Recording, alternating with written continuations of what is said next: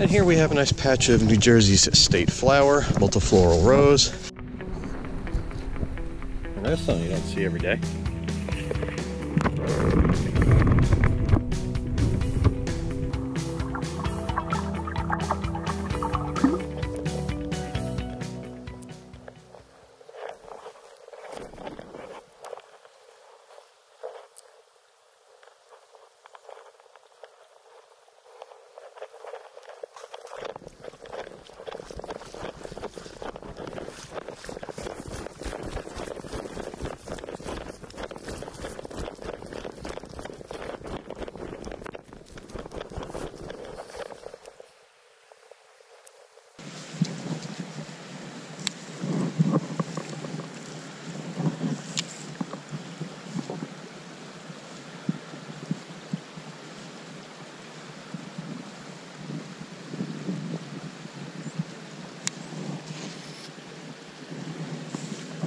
Oh, I hit a bush behind me.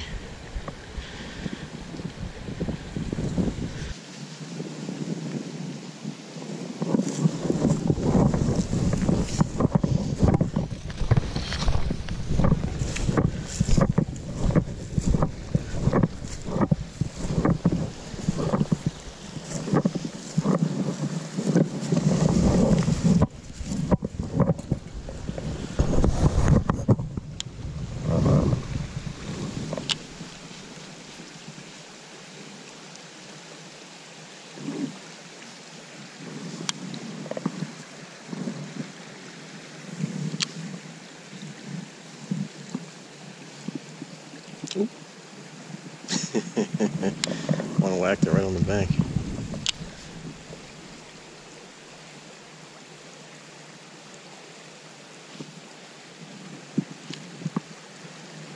Oh, he missed it.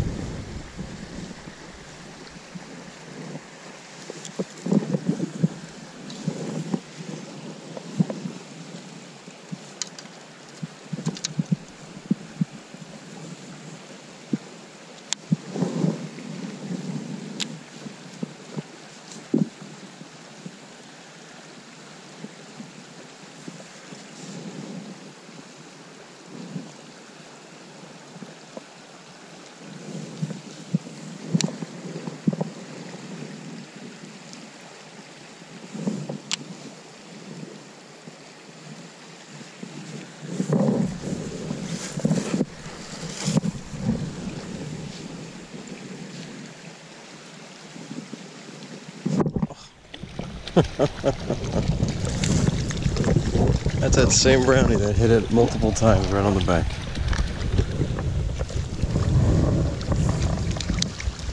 You gonna let it go?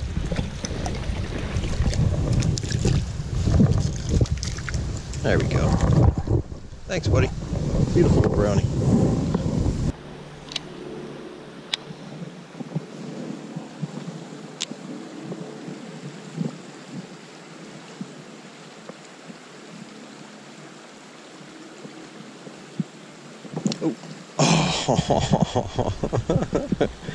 Oh, my camera's probably pointed too high.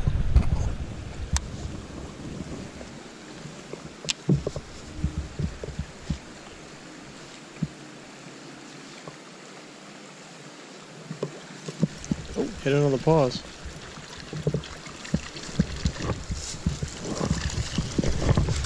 Oh, thanks, buddy. Just as good.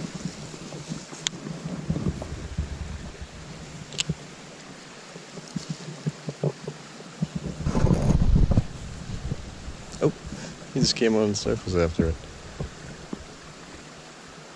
Oh, hit it on the paws again.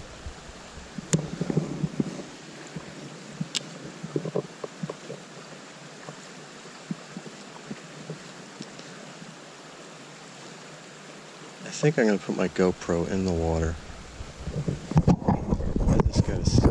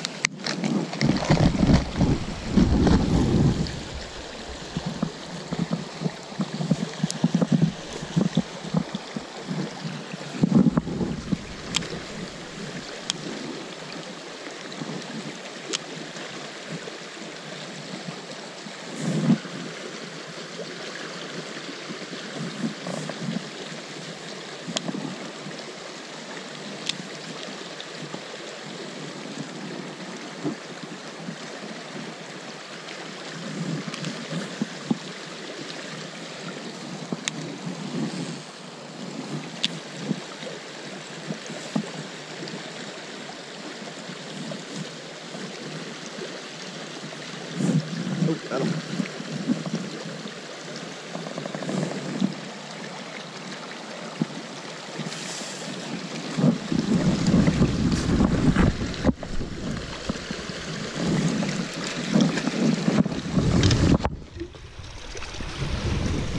Come on.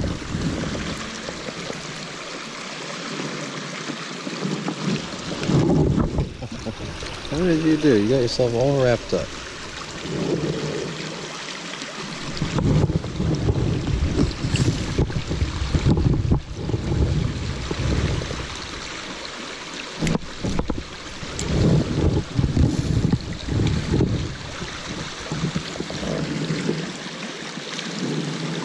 Alright, buddy. What's the safest place for you to go back? Right here.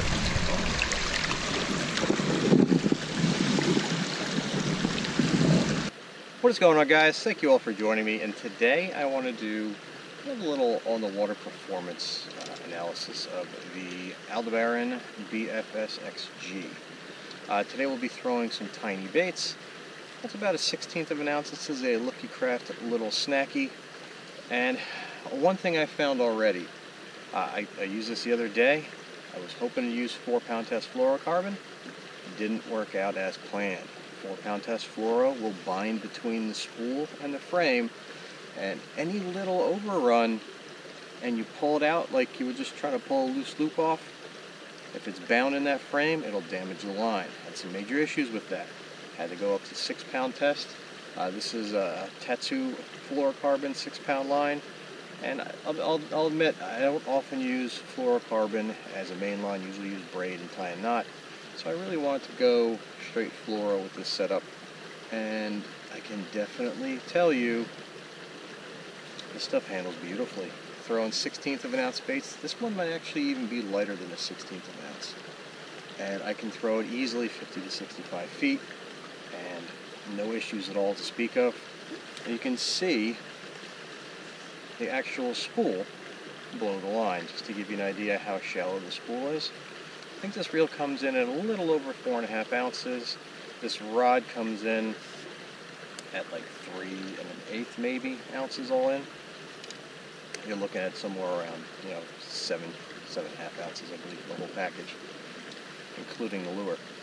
But it really is a fun reel to fish. The drag is great. That little clicky drag, these are kind of, smaller wild trout, so you're not going to hear any of the clickiness going on.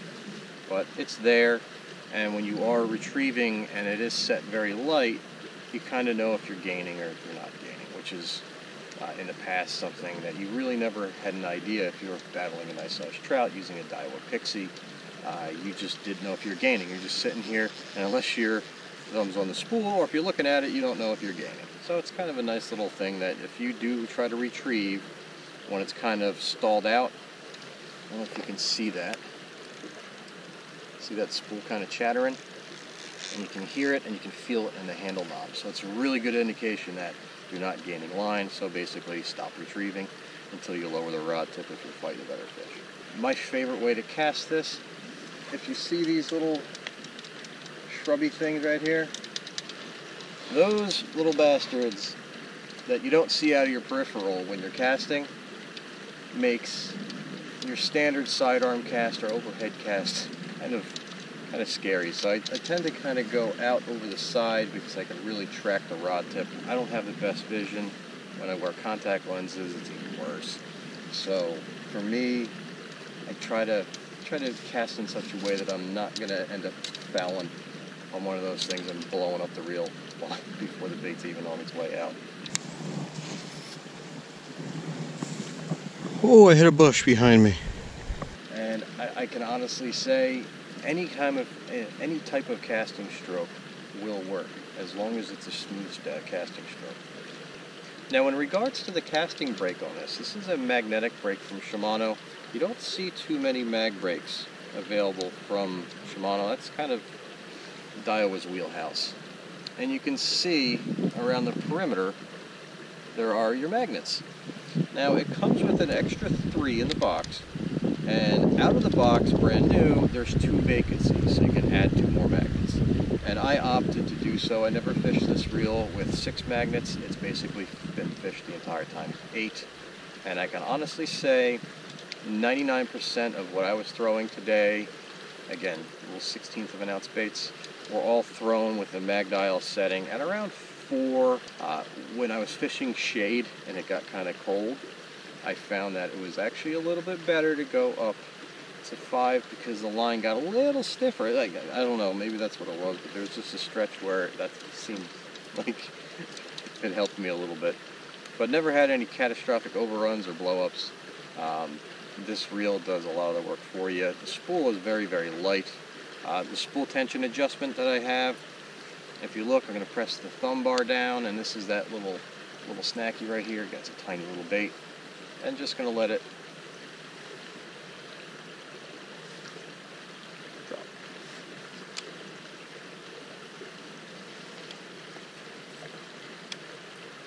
And it's just going to fall.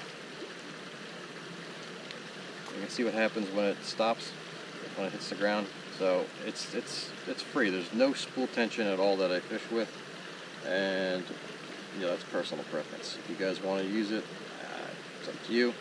I like my reels when I cast to come straight off the rod tip. Anytime you add any spool tension via the knob, it's not going to come off as clean.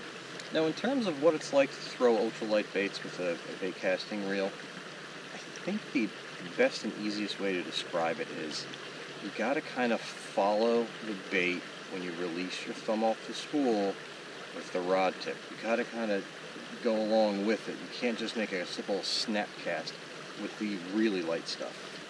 With a BFS reel set properly and like an 1/8 of an ounce bait, a much bigger bait than this, yeah, you can kind of just give it a snap and stop, and it'll go without any blow-ups. But when you do get down into the 16th or a 32nd of an ounce, you do kind of have to learn how to kind of follow that lure with your rod tip and have your thumb ever so slightly on the top. So if there is a curl that comes up, just your thumb impacting the curls enough to kind of slow it down, if that makes sense. I don't know, it's tough to put into words when you're throwing ultralight stuff. Not many people do it. It's mainly a Japanese thing, and BFS is starting to come over more and more in the States. And I've been using it for, I don't know, when did the Daiwa Pixie come out? 15, 20 years ago? But again, it all comes down to having fun. And, you know, throwing baitcasters, again, little tiny guys like this, on a trout stream is really fun. It's just a different kind of challenge. It gives you a different kind of presentation, a different approach. And you know what? You know, spinning geo is easier to throw. There's no doubt about it. But I can do a couple different things with this. I can kind of feather the spool a little bit better, so that way when the lure's splashing down, it's a little bit slower. I can pitch and skip a little bit differently, a little bit more efficiently with the baitcaster. And I don't know, just more, it's not as mind-numbingly simple as just taking a spinning reel, just opening a bail and flicking it and then closing it. I don't know. That's just a little bit different approach that you always have to be paying attention. You can't just go out on the water and start throwing this thing around and just smoking butts and not paying attention to anything. You really do have to focus on what you're doing. So that's another advantage of it. And the more you focus, the more you're paying attention to your retrieve rate, the more you're paying attention to how you're twitching the bait. So, yeah, so there's another advantage for you too. So with all that being said, guys, I really appreciate your time. I hope you enjoyed this. I know I really enjoy fishing this reel. I'm glad that I sacrificed a Metanium DC and swapped for this. So, until next time, guys, tight lines, take care, and I will see you soon. My legs fell asleep from kneeling for so long.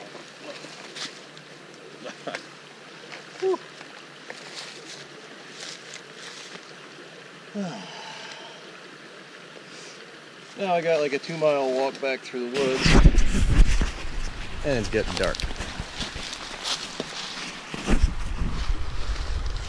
Where do I go, showcase?